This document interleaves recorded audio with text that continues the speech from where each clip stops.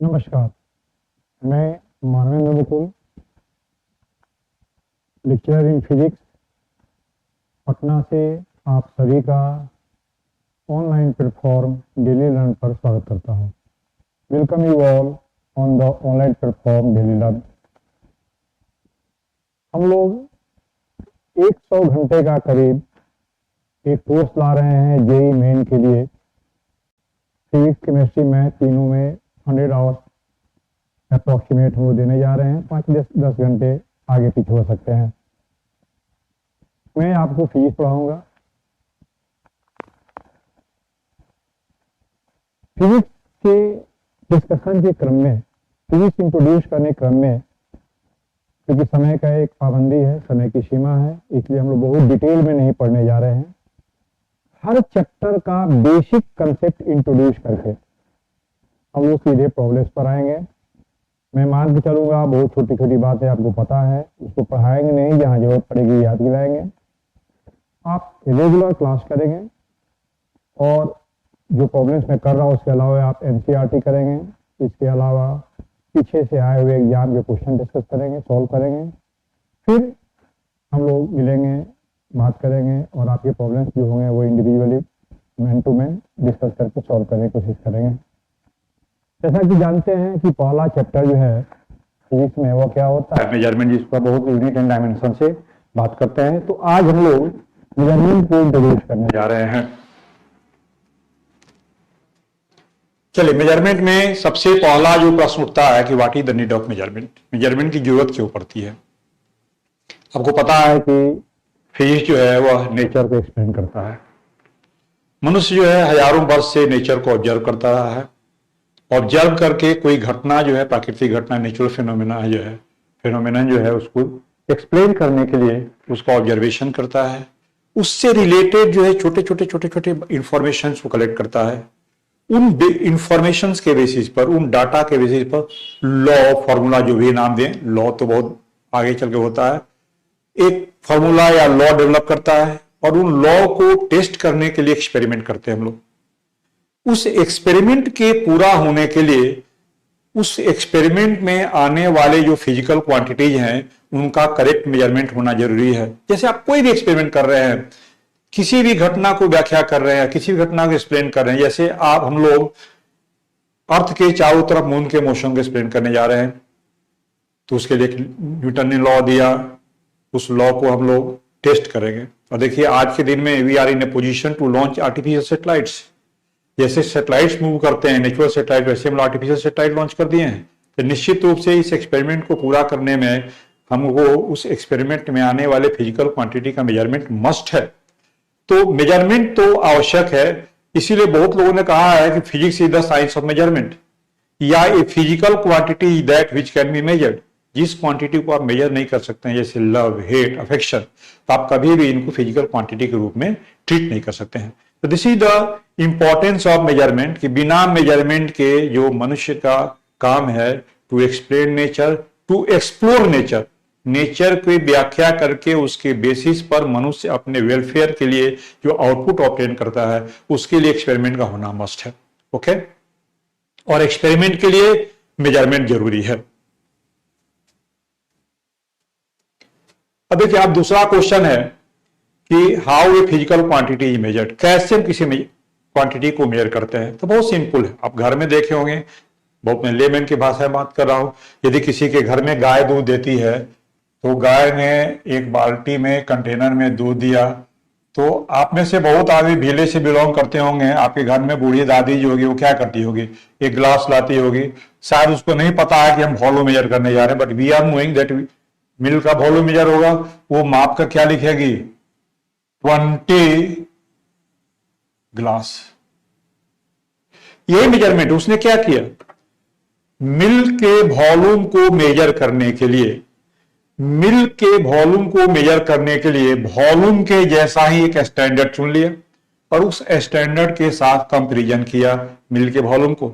Science में यही काम करते हैं, साइंस में कोई अलग काम नहीं करना है। हमको स्ट्रेट लाइन का लेंथ मेजर करना है, तो हमने इस लेंथ को सेंटीमीटर का और लिखा 1 2 3 4 5 6 7 8 9 10 11 12 13 14 15 कहा कि हमारे लेंथ से ये लेंथ जो है वो 15 टाइम्स है। तो हमने कहा था इस लेंथ को सेंटीमीटर, तो यह सेंटीमीटर से 15 टाइम्स बड़ा है, 15 सेंटीमीटर हो गया।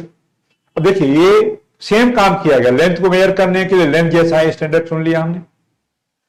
अब आप स्टैंडर्ड दूसरा आदमी बदल सकता है, दूसरा आदमी कहेगा कि मेरा ये स्टैंडर्ड है इंच, और उसने नाप करके लिखा कि ये 6 इंच के बराबर है या 6 इंच के बराबर है, तो गलत नहीं है, वो भी सही है। अब देखिए तो मेजरमेंट करने के लिए हम लोग क्या कर रहे हैं, दो काम कर रहे हैं।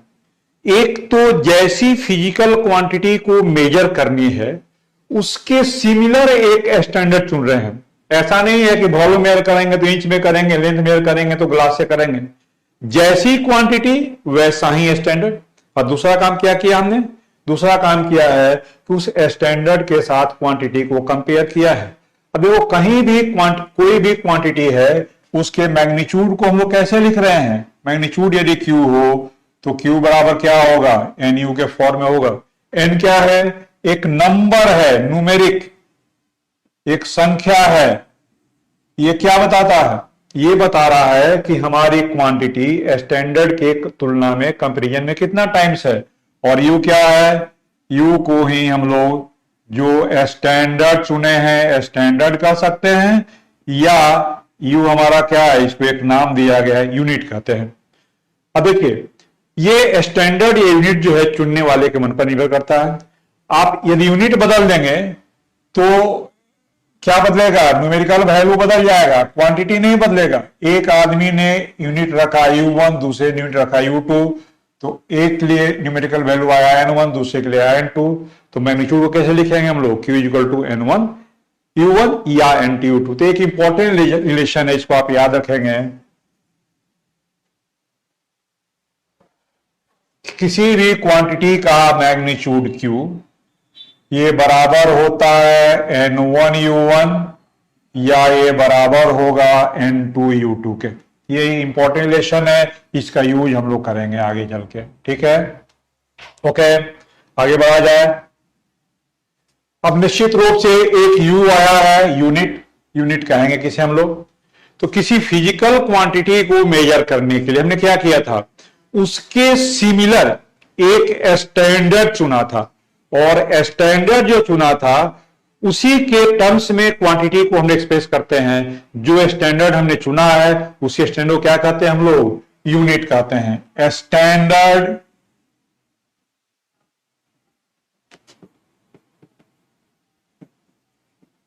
Similar to the quantity,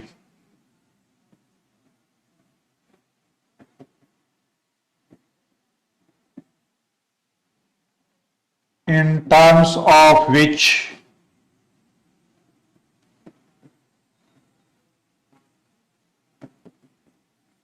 quantity is measured। अब देखो जो भी आप यूनिट चुन रहे हैं, जैसे आप कोई पर्सनल वर्क कर रहे हैं, घर बना रहे हैं, तो घर बनाने के लिए कोई भी स्टैंडर्ड आप यूज कर सकते हैं। आप अपने हाथ से नाप सकते हैं कि हम 10 हाथ लंबा 8 हाथ चौड़ा घर बनाएंगे। लेकिन फिजिक्स या साइंस में हम लोग वैसे ही स्टैंडर्ड को यूज करते हैं जिसका इंटरनेशनल रिकॉग्निशन मिला हुआ है, और कुछ सर्टेन साइंटिफिक कंडीशंस हैं जिसको पूरा करना चाहिए। तो यूनिट के लिए एक सर्टेन कंडीशन लगाया गया है, एक सर्टेन कैरेक्टरिस्टिक्स है which must be fulfilled by the unit. कौन कौन से कैरेक्टरिस्टिक्स है यूनिट्स के, सबसे पहले तो देखो unit should be well defined. ये लाइन तो अपने आप में एक्सप्लेन है, अलग से करने की जरूरत नहीं है, अच्छी तरह से परिभाषित होनी चाहिए। दूसरा देखो तो दूसरा कंडीशन है इजी टू रिप्रोड्यूस। जब चाहें जहां चाहें एक लेबोरेटरी में यूनिट को हम लोग स्टैंडर्ड को हम लोग क्या कर सकें, पुनः पैदा कर सकें। एक राजा था, उसने क्या किया कि मैं खड़ा होता हूं तो मेरे दोनों हाथ के बीच की जो लंबाई, छोटा शॉर्ट हाइट का था, दोनों हाथ के बीच की लंबाई जो है या फिंगर से फिंगर, इसको माना गया 1 मीटर। अब जब तक जीवित था तब तक यही मीटर चलता था। लेकिन इसके साथ प्रॉब्लम क्या है, जिस दिन वो मर गया, जिस दिन उसका देहांत हो गया, उसके बाद से फिर आप मीटर को पैदा नहीं कर सकते हैं। आपका छोटा भाई है, 10 साल का है, ठीक है, और उसके जिस दिन वो 10 साल का हुआ, उसके हाइट को कहा जाए कि यह 1 मीटर है, ठीक है, इसमें कोई दिक्कत नहीं है, मीटर बना जाए, हो सकता है 1 ही मीटर का हो, लेकिन बाद में जब वो 11 साल का हो जाएगा तब इस मीटर का लौटा सकते हैं, नहीं लौटा सकते हैं। तो ये रिप्रोड्यूसिबल नहीं है। यूनिट को कैसा होना चाहिए? रिप्रोड्यूसिबल होना चाहिए। तीसरा देखिए, इजी टू कंपेयर। इसमें क्या पॉइंट है? जैसे आपको कहा जाए कि कलम की मोटाई मेजर कीजिए, थिकनेस ऑफ पेन, और यूनिट सप्लाई कर दे हम लोग किलोमीटर, या दूसरा कि कहें कि पटना से दिल्ली के या पटना से बंगलोर का डिस्टेंस मेजर कर दिए, यूनिट दे दे मिलीमीटर, तो सुनने में अच्छा नहीं लग रहा है। जिस साइज की क्वांटिटी हो उसी ऑर्डर का, उसी साइज का हम लोग क्या लेते हैं? यूनिट लेते हैं। जैसे कलम की मोटाई मेजर करनी है तो हम लोग क्या लेंगे? मिलीमीटर, सेंटीमीटर लेंगे। पटना से दिल्ली के डिस्टेंस नोट करना है तो क्या लेंगे हम लोग? में किलोमीटर लेंगे। यदि हमको 2 स्टार्स के बीच की दूरी नोट करनी है, निकालनी है, तो क्या यूनिट यूज करते हैं हम लोग? लाइट यूनिट यूज करते हैं। तो क्या बात है, जिस तरह की क्वांटिटी, जिस साइज की क्वांटिटी, उसी साइज का क्या लिया हमने? यूनिट लिया। और लास्ट लिखा हमने independent of change in physical conditions. ऐसा नहीं है कि गर्मी हो गई, टेम्परेचर बढ़ गया तो यूनिट बड़ा हो जाए, टेम्परेचर घट जाए तो यूनिट छोटा हो जाए, धूप निकल जाए तो यूनिट चेंज कर जाए, ऐसा नहीं हो जाए। यूनिट को किसी भी तरह के फिजिकल कंडीशन में, टेम्परेचर में, प्रेशर में, लाइट इंटेंसिटी में, इन सब के बदलने से कोई चेंज नहीं होना चाहिए। इसके अलावा आपको पता है कि एक इंटरनेशनल बॉडी है, international bureau of weights and measure, जहां सब यूनिट डिसाइड किया जाता है, और वही पर सब यूनिट का प्रोटोटाइप बनाकर रखा हुआ है जिसमें यूनिट बनाते हैं, जिसमें ये सारे कंडीशंस फुलफिल होते हैं। तो एक इंटरनेशनल रिकॉग्निशन भी होना चाहिए, अंतरराष्ट्रीय मान्यता भी होनी चाहिए, तभी आप उसको यूनिट के रूप में यूज कर सकते हैं। ओके, देखिए टाइप्स ऑफ यूनिट। जितने भी फिजिकल क्वांटिटीज हैं सबको मेजर करने हैं, तो सबको मेजर करना है तो सबके लिए यूनिट चाहिए। अब सबके लिए यूनिट कैसे बनाई जाए? तो एक तो उपाय है कि सबके लिए अलग यूनिट नहीं बना दिया जाए, लेकिन जैसे देखो तो यदि हमको लिखना है स्पीड, तो स्पीड तो होता है distance and divided by time. Distance का यूनिट मीटर और टाइम की यूनिट सेकेंड। तो स्पीड के लिए अलग से यूनिट बनाने की जरूरत नहीं है। आप डिस्टेंस की यूनिट डिफाइन किए हुए हैं, टाइम की यूनिट डिफाइन किए हुए हैं, तो निश्चित रूप से आप क्या मिल जाएगा? आपको स्पीड की यूनिट मिल जाएगा।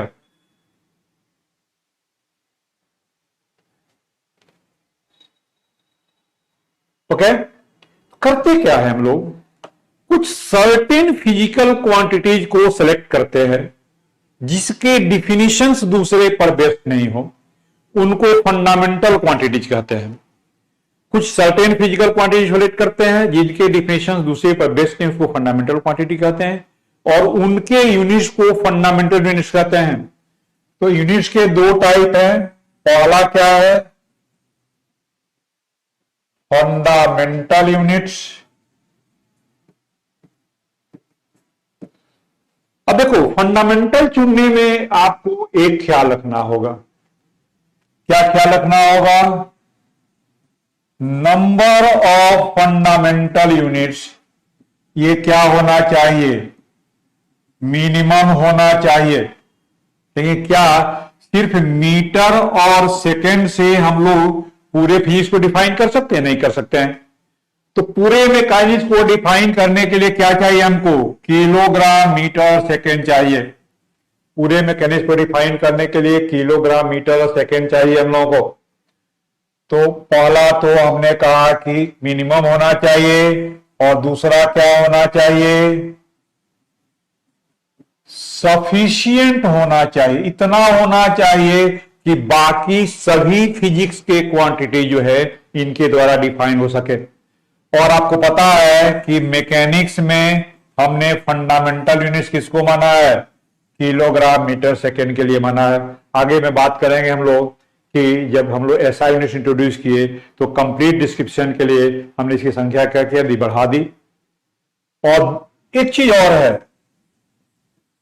No set of fundamental units is unique. कोई आदमी एक सेट से काम कर रहा है, दूसरा आदमी दूसरे सेट से काम करेगा। अब देखिएगा क्वेश्चन आपको आएगा कि velocity of light c, Planck's constant h, universal gravitational constant g, इन्हीं तीन को फंडामेंटल मान के आप फिजिक्स के सब क्वांटिटी को डिफाइन कर सकते हैं। तो पहला तो लिखा कि फंडामेंटल उनको कहा हमने जिनका डिफिनेशन दूसरे पर बेस्ड नहीं है, इसकी संख्या मिनिमम होनी चाहिए लेकिन सफिशिएंट होनी चाहिए to define the rest physical quantity. और कोई एक मैकेनिक्स है, एग्जाम्पल दिया मैकेनिक्स में किलोग्राम मीटर सेकेंड जो है सफिशिएंट है सभी मैकेनिकल क्वांटिटी को डिफाइन करने के लिए। दूसरा लिखा कि हमने कोई भी सेट जो है यूनिक सेट नहीं है, आप दूसरे फंडामेंटल को भी चुन सकते हैं। और दूसरे तरह के यूनिट को कहते हैं हम लोग डिराइव यूनिट। आप सबको पता है डिराइव माने होता है प्राप्त करना, ऑब्टेन करना। वो सभी यूनिट्स जो फंडामेंटल के टर्म्स में डिफाइन हो रहे हो, फंडामेंटल के द्वारा परिभाषित हो रहे हो, इससे ऑब्टेन हो रहे हो, उसको क्या कहेंगे? Derive units. जैसे मीटर पर सेकेंड ये स्पीड हो गया, किलोग्राम मीटर पर सेकेंड ये क्या हो गया? मोमेंटम हो गया, किलोग्राम मीटर पर सेकेंड स्क्वायर फोर्स हो गया, किलोग्राम मीटर स्क्वायर पर सेकेंड स्क्वायर एनर्जी हो गया। इस तरह से दो तरह के यूनिट्स हम लोगों को मिलते हैं। ओके, आगे बढ़ा जाए। अब देखिए सिस्टम ऑफ यूनिट्स। शुरू में ही मैंने कहा था कि यूनिट्स आर चूजड, तो naturally choice will be different for different persons. Each choice of units will lead to a new set of unit or a new system of units. But here we will discuss only those systems which are internationally accepted. और सबको पता है, मैं अलग से क्या बताऊं आपको, जस्ट रिकॉल करा दे रहे हैं। CGS system, FPS system, MKS system. शुरू में क्या किया गया? जो हमारे यूनिट्स फंडामेंटल क्वांटिटी थे, लेंथ, मास, टाइम, तीनों के यूनिट्स के पहले वर्ड को लेकर सिस्टम का नाम दिया गया। आपको पता है ना, centimetre, gram, second system, foot, pound, second system.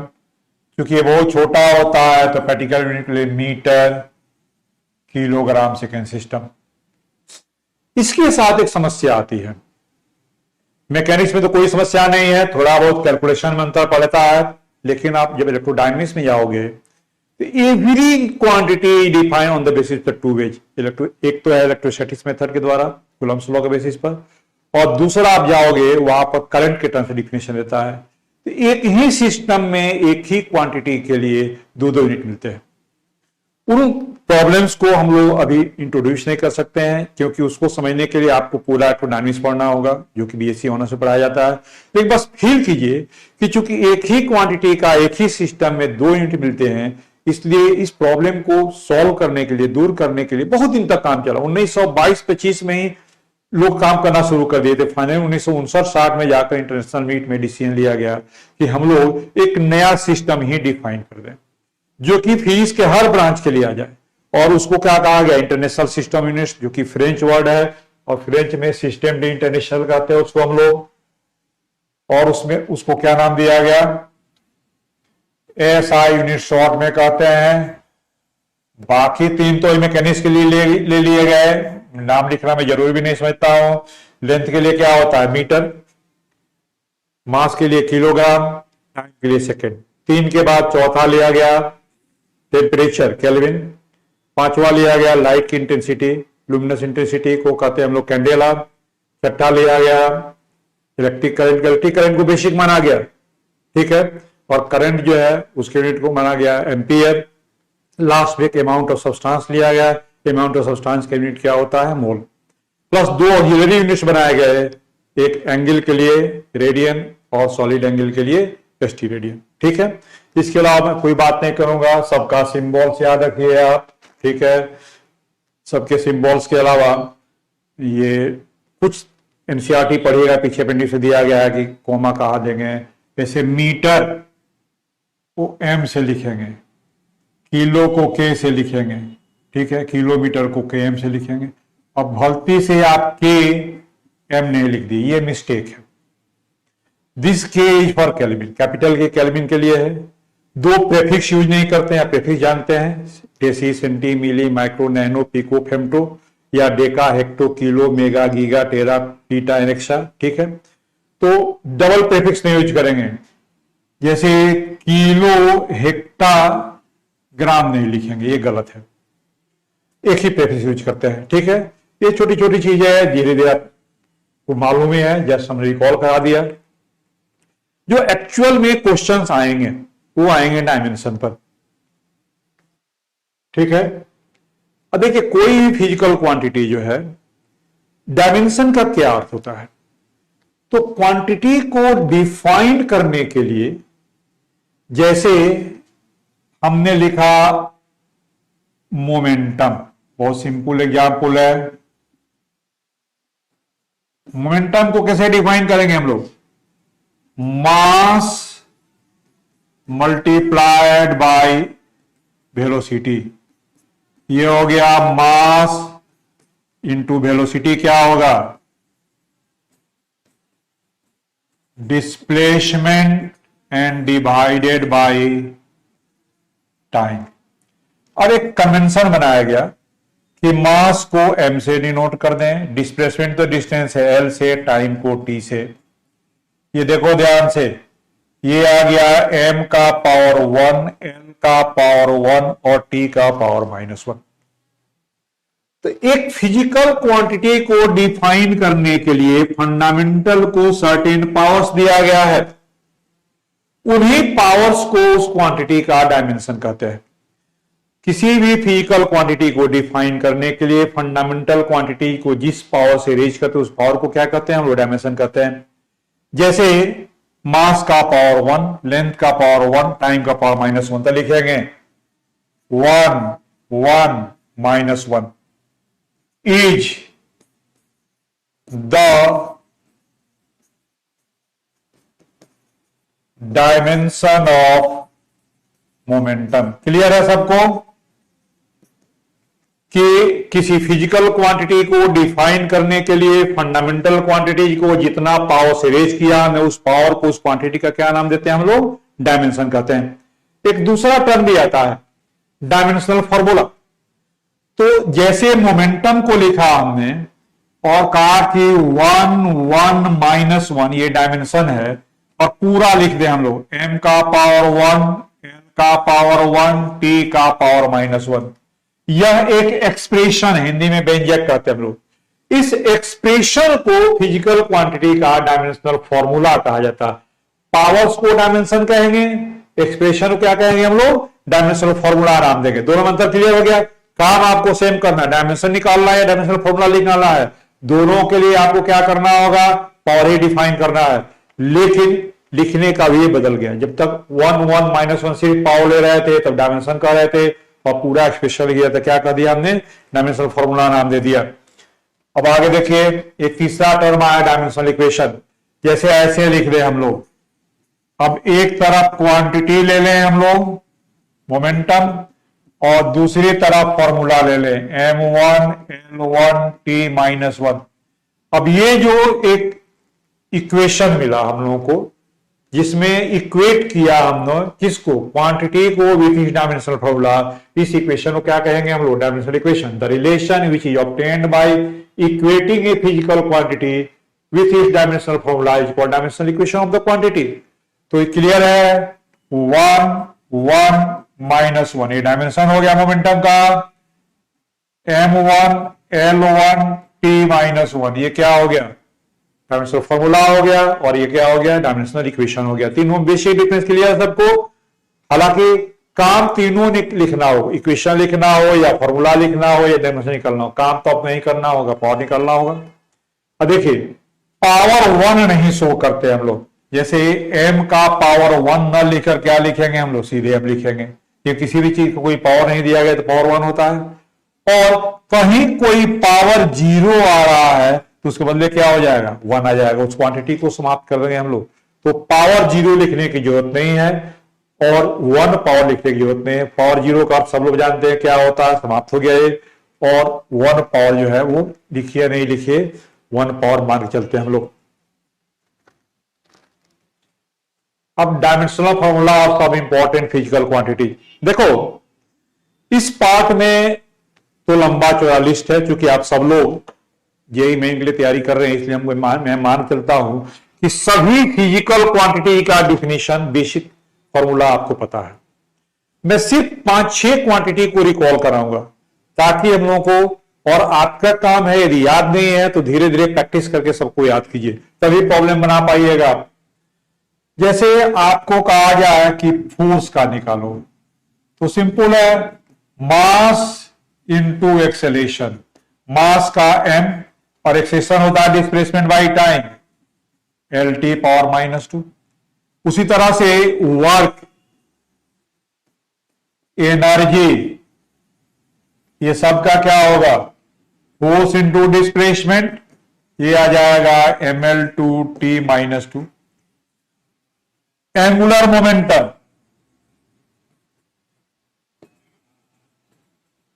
ये सब टिपिकल है। Angular momentum I into omega, I कहते हैं मोमेंट इनर्शिया को।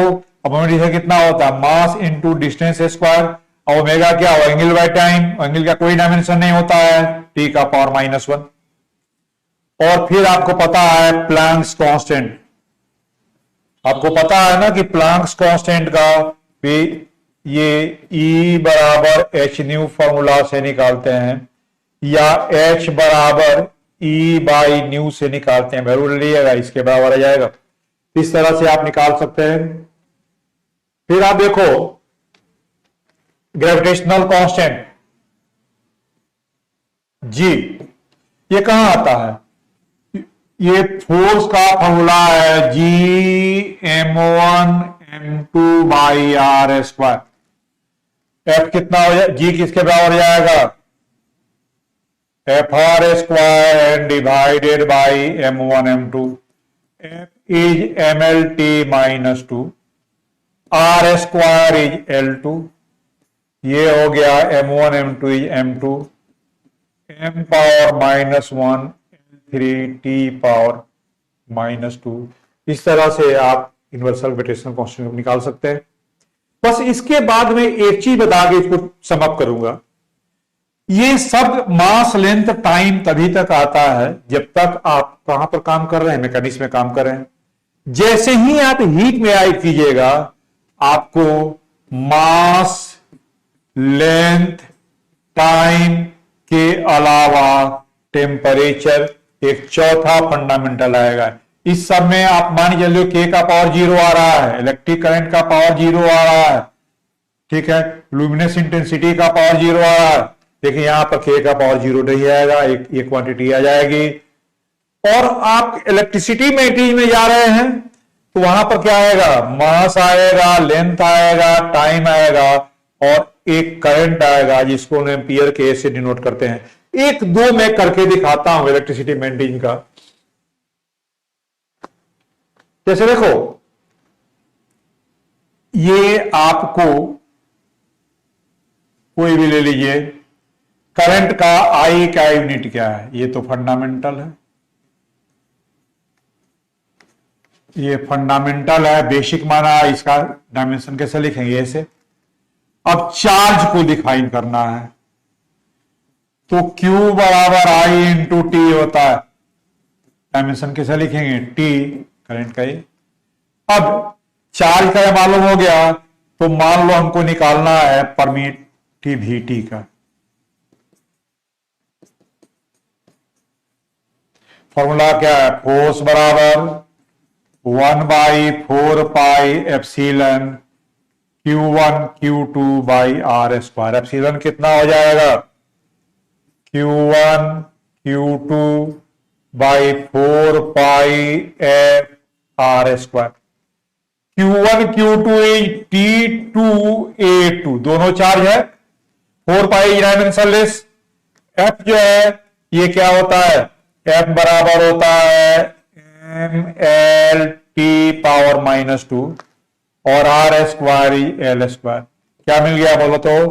m⁻⁻1 L1 and 2 3 L⁻⁻3 T का पावर 4 A का पावर 2, इस तरह से निकाल सकते हैं। सिमिलरली आप टी में भी काम कर सकते हैं। वहां पर भी जो जैसे यहां सब क्वांटिटी चार्ज में डिफाइन हुआ है, वहां सब करंट क्वांटिटी पोल स्ट्रेंथ में डिफाइन होता है या करंट एलिमेंट में।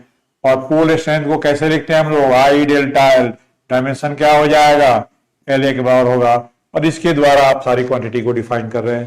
तो मैं बेसिकली इस पार्ट पर स्ट्रेस नहीं दे रहा हूं, मैं ये मान चल रहा हूं कि आपको सभी क्वांटिटी का डायमेंशन पता है। अब देखो, जब सब क्वांटिटी का डायमेंशन पता है तो आप काम कर सकते हैं। इसमें काम करने में आपको एक दो चीजें और मालूम होनी चाहिए। पहला तो कि होमोजेनिटी प्रिंसिपल क्या है। तो स्टेटमेंट तो सिंपल है इसका। क्या स्टेटमेंट है? कि डायमेंशनल इक्वेशंस आर होमोजेनस। क्या मीन करता है? कुछ भी आप यदि लिख रहे हैं x बराबर YZ, इसका मतलब हुआ कि इस x का डायमेंशन और YZ का डायमेंशन सेम होना चाहिए। दोनों तरफ के डायमेंशन यदि सेम नहीं है तो इसका सिंपल मीनिंग है कि हमने इक्वेशन को गलत फॉर्म में लिखा है। अब ऐसे लिखा गया है a प्लस माइनस बी बराबर c प्लस माइनस डी। तो जो a प्लस बी का डायमेंशन है वही c प्लस डी का डायमेंशन है। और जोड़ने का काम भी आपको पता है, बहुत लेबैन के रूप में समझ सकते हैं। 2 किलोग्राम में 3 मीटर को नहीं ऐड कर सकते हम लोग। किलोग्राम में किलोग्राम जुटेगा, यानी ये यदि मास है तो ये भी मास है, ये यदि मास है तो ये भी मास है। इस चारों क्वांटिटी के डायमेंशन जो होंगे वो क्या आएंगे? एक जैसा आएगा, सिमिलर आएगा। तो किसी भी इक्वेशन में इक्वलिटी साइन के दोनों तरफ जितने भी टर्म्स सम या डिफरेंस से अलग हैं, they all have got the same dimension, they all have got the same dimensional formula. जैसे देखो यहां पर a बराबर लिखा गया है b प्लस सी डी। यहां किसका किसका सेम होगा? a का, b का और सी डी का, इस सबका डायमेंशनल फॉर्मूला जो है वो सेम होगा। तो ये रिजल्ट आपको याद रखना है। इसके बेसिस पर हम लोग प्रॉब्लम सॉल्व करते हैं। एक छोटा सा इंफॉर्मेशन मैं और आपको दे दूं वहीं पर, और वह है कि dimensionless constant, dimensionless quantity,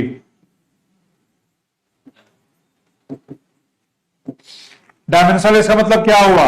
m का पावर 0, l का पावर 0, t का power 0।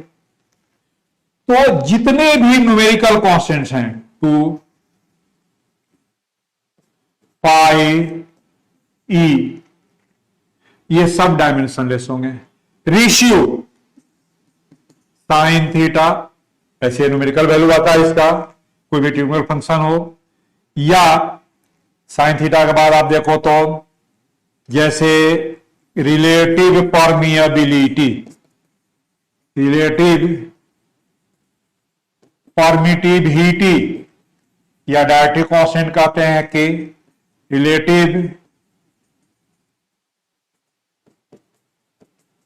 Permeability mu r, relative density, ये क्या होता है? डेंसिटी ऑफ मटेरियल बटा डेंसिटी ऑफ वाटर। ये सब क्या होंगे? डायमेंशनल कांस्टेंट होंगे। उस तरह से आप देखो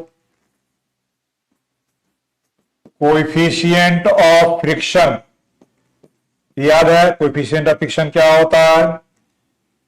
ठीक है, mu by force of friction divided by normal reaction, जो फोर्स का रेशियो डायमेंशनलेस होगा। कोलिजन में आता है कोएफिशिएंट ऑफ रेस्टिट्यूशन, ऐसे लिखते हैं E बराबर V2 minus V1 and divided by U1 minus U2। दो रिलेटिव वेलोसिटी का, velocity of separation after collision and velocity approach before collision, इसका रेशियो है, ये डायमेंशनलेस होगा। और रिलीज टाइम, तो एक ही तरह के क्वांटिटी का रेशियो या कोई न्यूमेरिकल वैल्यू, ये सब क्या होंगे, डायमेंशनलेस होगी। डायमेंशनलेस का मतलब क्या होगा कि सबका पावर क्या हो जाएगा, m का पावर 0, l का पावर 0, t का पावर 0। इसके बाद चले हम लोग आगे बढ़े, एप्लीकेशंस ऑफ डायमेंशनल एनालिसिस, क्या क्या एप्लीकेशंस हैं ये देखा जाए। देखो, सबसे पहला तो है कि टू फाइंड यूनिट ऑफ ए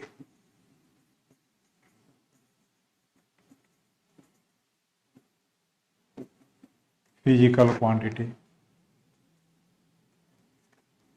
जैसे आप लिखते हैं स्पीड LT माइनस 1, तो LT माइनस 1 के लिए यूनिट क्या हो जाएगा, मीटर सेकेंड पावर माइनस 1। ये तो सिंपल है, तो कोई प्रॉब्लम नहीं है। डायमेंशन के हेल्प से आप किसी भी फिजिकल क्वांटिटी को यूनिट निकाल सकते हैं। दूसरा एप्लीकेशन देखो,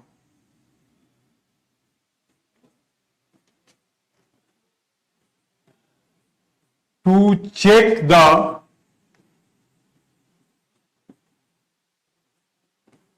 करेक्टनेस ऑफ ए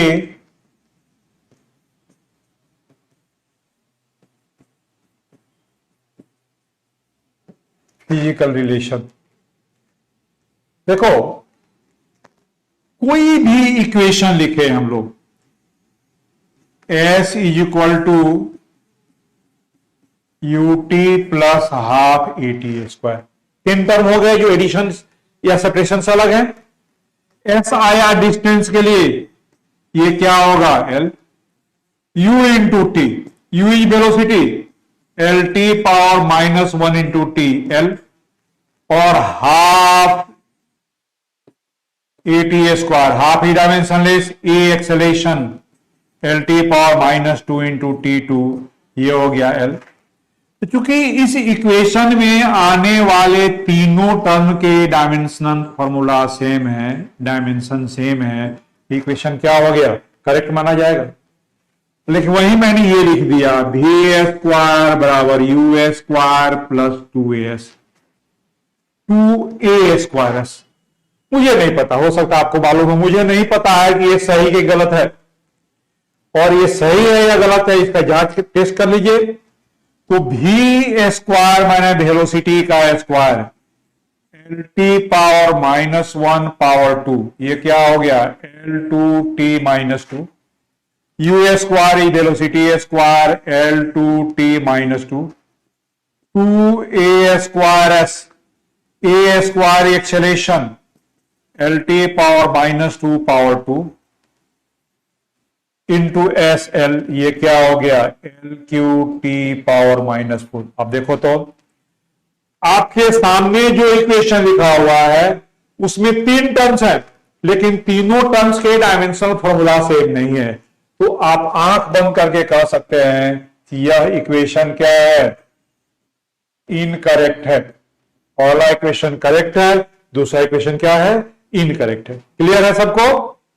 तो डायमेंशन के द्वारा with the basis of, on the basis of unity principle we can check the whether if given physical relation is correct और इनकरेक्ट। और एक इंटरेस्टिंग बात आपको बताऊं, इधर तो 2-3-4 साल में नहीं आया है, थोड़ा पहले 7-8 साल पहले एक बहुत इंटरेस्टिंग क्वेश्चन आया था। अभी तो मेरे पास वो क्वेश्चन नहीं है, जिसमें यदि आप सॉल्व करेंगे तो सिर्फ 2 पेज लगता था सॉल्व करने में।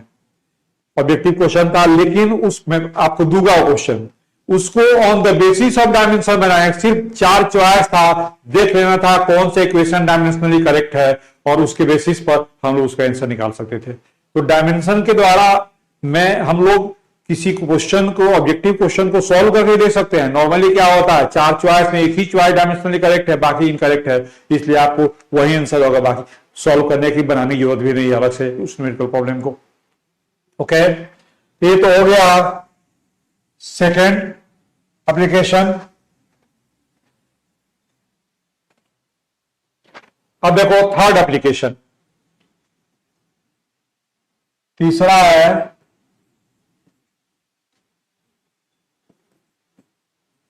To derive a physical relation.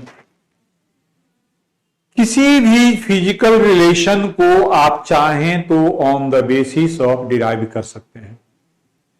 जैसे देखो तो एक एग्जाम्पल लिया, ये एग्जाम्पल है कि centripetal force acting on a body moving in a circle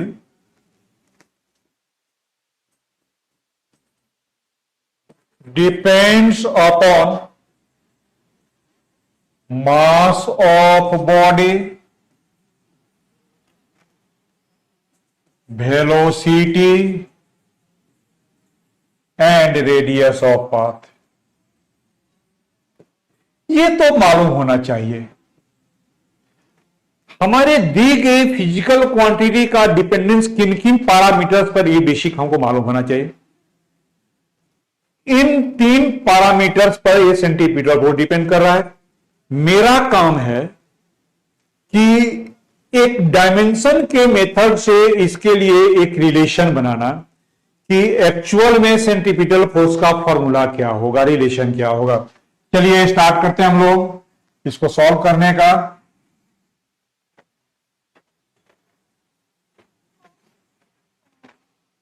देखो सेंटीमीटर फोर्स F है, ये फोर्स जो है मास पर डिपेंड करता है, वेलोसिटी पर डिपेंड करता है और किस पर डिपेंड करता है, रेडियस पर। पावर हमको नहीं पता है, हमने लिखा मास का पावर A, वेलोसिटी का पावर B और रेडियस का पावर C। कोई कांस्टेंट आएगा इस इक्वेशन में तो वह न्यूमेरिकल कांस्टेंट होगा, इसलिए उसको छोड़ दिया हमने, उसका डायमेंशन नहीं होता है। अब ये जो इक्वेशन मिला हमको, आपको पता है on the basis of unity principle कि दोनों साइड में डायमेंशनल क्वांटिटीज के डायमेंशनल फॉर्मूला सेम होने चाहिए। तो लिख दिया जाए डायमेंशनल फॉर्मूला। फोर्स का कितना होता है, m/L/T-2, mass is m, power A, velocity is L/T-1, power B, radius is L, power C। और इसको हम लोग मिला दें, कंपाइल करें तो m का पावर A, L का पावर B प्लस C और T का पावर माइनस B। अब क्योंकि ये फॉर्मूला लिखकर हमने दोनों तरफ का डायमेंशनल इक्वेशन बना दिया है, तो निश्चित रूप से both sides have got the same power. तो सबसे पहला तो एक इक्वेशन मिला A और यहां पावर कितना है 1। दूसरा देखो तो -B is -2, B2 and third is B plus C is equal to 1। This means C is equal to B minus, ये हो जाएगा 1 माइनस B, 1 माइनस 2 यानी -1। इक्वेशन क्या हो गया, फोर्स बराबर m का पावर A, मास वेलोसिटी का पावर B, mv² r का पावर C पावर -1। आप सबको पता है ये फॉर्मूला क्या होता है, mv² r के बराबर होता है। आप सबको पता है फॉर्मूला को क्या कहते हैं हम लोग, mv² r। ओके, ये थर्ड एप्लीकेशन हुआ कि इसमें कुछ कमी है, लिमिटेशंस आगे चलकर रिसर्च करेंगे। ये थर्ड एप्लीकेशन हुआ कि हम लोग डायमेंशनल इक्वेशन को on the basis of dimension derive कर सकते हैं। ओके, आगे बढ़ा जाए। लास्ट एप्लीकेशन जो है वह है fourth,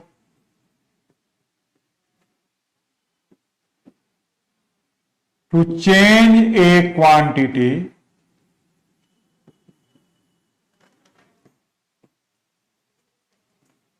from one system to other system. एक सिस्टम में वैल्यू दिया हुआ है, आप दूसरे यूनिट में कन्वर्ट कर सकते हैं। दूसरे यूनिट वैल्यू क्या होगा निकाल सकते हो बेसिस डायमेंशन। यदि डायमेंशन पता है तो कोई प्रॉब्लम नहीं है, आप आसानी से 5 मिनट है, कितना देर क्लास है, आप आसानी से बता सकते हैं कि न्यूमेरिकल वैल्यू एक सिस्टम से दूसरे सिस्टम में या कितना होगा। जैसे देखो, एक आप फील करो कि दिया गया है 100 अर्ग या 100 जूल इक्वल टू एक्स अर्ग। तो आपको मालूम है ना कि जूल क्या चीज की यूनिट है और क्या यूनिट है। जूल जो है ये यूनिट है वर्क का in SI system, SI unit है ये सिस्टम यूनिट है। तो लिख दो 100 जूल। जूल क्या होता है, ये वर्क है, वर्क का डायमेंशन होता है ml/T-2। जूल हो जाएगा kilogram metre second power -2 x, और क्या हो जाएगा gram centimetre two second power -2 x निकल जाएगा ना। 100 तो रह जाएगा किलोग्राम बटा ग्राम का पावर 1, मीटर बटा सेंटीमीटर पावर 2, और सेकेंड बटा सेकेंड पावर -, ये तो खत्म हो गया। ये हो गया 100 किलोग्राम बटा ग्राम, ये कितना होगा 10 का power 3 gram by gram, power 1 है। मीटर 10 का power 2 centimetre by centimetre, power 2 है। ये समाप्त हो गया है। ये हो गया 10 का पावर 2, ये हो गया 10 का पावर 3, एंड दिस इज 10 का पावर 4। ये कितना आ गया 10 का पावर 9। तो 100 जूल इज इक्वल टू 10 का पावर 9 अर्ग। ये डायमेंशन हमको पता था, यूनिट लिखकर निकाल दिए हम लोग। जब प्रॉब्लम पर आएंगे तो देखिएगा कुछ इंटरेस्टिंग चॉइस होता है। लेंथ को मेजर करते हैं 10 किलोग्राम में, टाइम को मेजर करते हैं घंटा में, तब कहेगा चेंज कीजिए किसी यूनिट को एक क्वांटिटी सिस्टम से दूसरे सिस्टम में, तो आप हम लोग पहुंचेंगे। ये तो हो गया आपको कन्वर्सन। ये कहां से आया है, ये इस फॉर्मूला से आया है N1U1 is equal to N2U2। N1 मालूम है, U1 मालूम है, U2 मालूम, N2 निकालना है। N2 किसके बराबर हो गया N1 U1 बाई U2।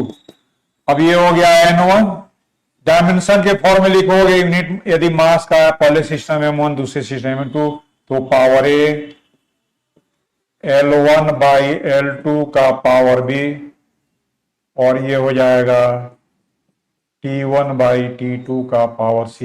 इस फॉर्मूला से हमने कैलकुलेशन किया है, यही किया है। N1 इज 100, मास का यूनिट किलोग्राम, दूसरे में यूनिट ग्राम, पावर A1।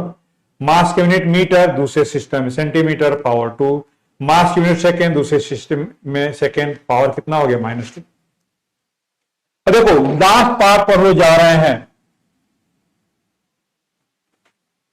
और वह है लिमिटेशन क्या क्या है। जस्ट याद करो, पहला तो लिमिटेशन ये है कि आपने जो भी लिखा S बराबर UT प्लस हाफ AT², ये करेक्ट है डायमेंशनली एंड न्यूमेरिकली। लेकिन S बराबर UT प्लस 1/3 AT², डायमेंशन इसको क्या कहेगा, करेक्ट ही कहेगा, लेकिन न्यूमेरिकली या क्या आप जानते हैं कि ये इनकरेक्ट है, न्यूमेरिकली इनकरेक्ट है। तो पहला लिमिटेशन ये है कि डायमेंशन सिर्फ ये बताता है, डायमेंशन द्वारा सिर्फ ये बता सकते हैं कि whether the relation is dimensionally correct or not, but whether it is numerically correct or not, dimension fails to decide. Okay, numerically correct है या नहीं है, डायमेंशन नहीं बता सकता। दूसरा लिमिटेशन देखिए, नंबर 2, अब कोई भी क्वेश्चन है एम बराबर MVA square by r, actual में ये रिलेशन कैसे मिलेगा हमको डायमेंशन द्वारा, के MVA स्क्वायर बाई आर, हमने पहले ही के को 1 मान लिया था, लेकिन डायमेंशन के पास कोई उपाय नहीं है कि के को 1 मान ले। आप के का वैल्यू 1 डायमेंशन की मेथड से नहीं निकाल सकते हैं, तो डायमेंशन की दूसरी कमी है कि आप इक्वेशन तो डिराइव कर लेंगे, बट डायमेंशन के मेथड से आप नहीं बता सकते हैं कि इक्वेशन में आने वाले कांस्टेंट का न्यूमेरिकल वैल्यू क्या होगा। तीसरा देखिए, थर्ड लिमिटेशन,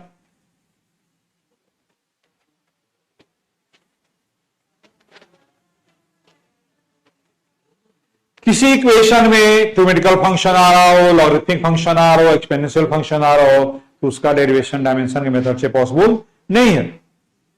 और देखिए, यदि सम के रूप में टर्म हो, ये एस सम के रूप में टर्म्स हो, तो वहां भी डेरिवेशन मुश्किल हो जाता है। और लास्ट और सबसे इंपॉर्टेंट है, जैसे आप क्या करते हैं, कहते हैं कोई क्वांटिटी क्यू है या पी का पावर ए, या ऐसे लिखिए एक्स का पावर ए, वाई का पावर बी, जेड का पावर सी, तो आपने क्या किया, दोनों तरफ डायमेंशन लिखकर आप लिखे कि एक इक्वेशन, ठीक है ना, M1A N1B P1C बराबर Q1, दूसरा इक्वेशन M2A N2B P2C बराबर Q2, और तीसरा लिखा आपने M3A N3B P3C बराबर Q3। ये तीन इक्वेशन कहां से मिला हम लोगों को, ये तीनों फंडामेंटल M, L और T के पावर को इक्वेट करके निकाला हमने। आपको पता है कि तीन अननोन है यहां पर A, B, C, इनको सॉल्व करने के लिए तीन इक्वेशन चाहिए। लेकिन यदि आपका डिपेंडेंस कुछ ऐसा रहता है, ये C है और W का पावर D है, यहां आता P1 प्लस Z1D बराबर Q1 प्लस Z2D बराबर Q2 प्लस Z3D बराबर Q3। आपके दी गए क्वांटिटी का डिपेंडेंस फंडामेंटल की संख्या से ज्यादा संख्या पर हो गया।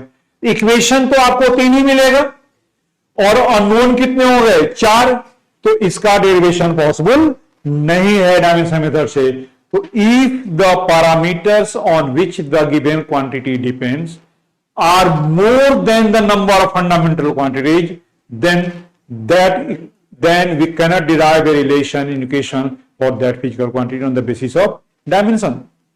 तो आज मैंने ब्रीफ में आपको बता दिया कि डायमेंशन का फॉर्मूला क्या है, डायमेंशन इक्वेशन क्या है, और फिर हमने एप्लीकेशंस और लिमिटेशंस पार्ट को डिस्कस किए हैं। नेक्स्ट टाइम जब मिलेंगे हम लोग तो इसके लिए कुछ प्रॉब्लम्स करके आएंगे, फिर इसमें आपको पढ़ना है एरर, सिग्नल फिगर वगैरह की बात करेंगे। That's all today, thank you.